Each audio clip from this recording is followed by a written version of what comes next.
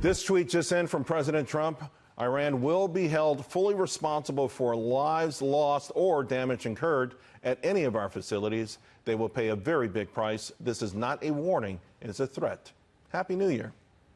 Republican Congressman Adam Kinzinger sits on the House Foreign Relations Committee, and he joins us now.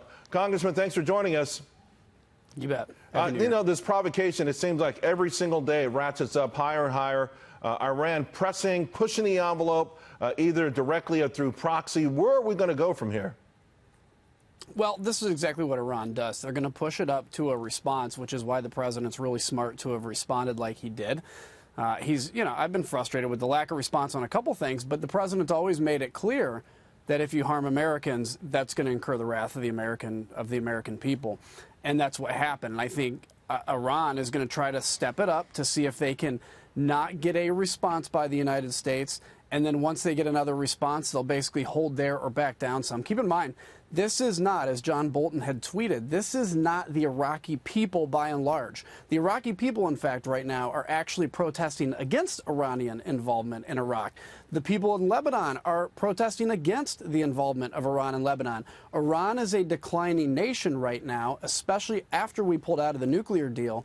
They're feeling the heat, trying to ratchet up the pressure because I think they're in a really desperate place. What do they get if President Trump were to overreact, in your opinion? What exactly do they want? Do they want to be seen as victims on the world stage? It's all of it. I mean, look at the Blame America First crowd that's already, woken up today. Ben Rhodes tweeting, this is a result of Trump's foreign policy, which is obviously, it's their knee-jerk reaction to blame what America has done. What they want to do is get those Blame America First people out talking. They want to do something with violence or damage and the United States not respond to make us look weak.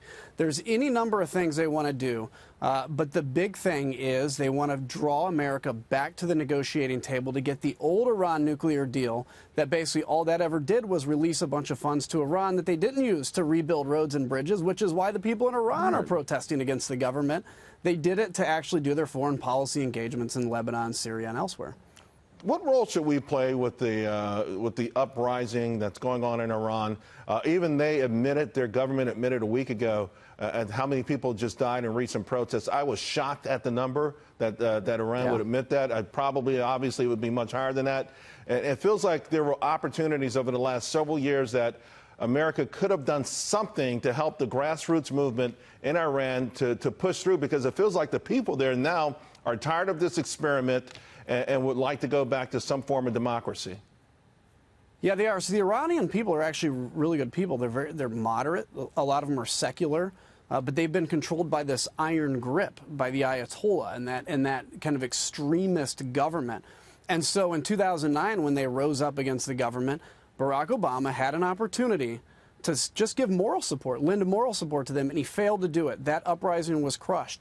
Now this is starting again, not to the level it was in 2009 yet, but the people are standing up and saying we deserve better. What we can do is just lend moral support to this. That makes a huge difference.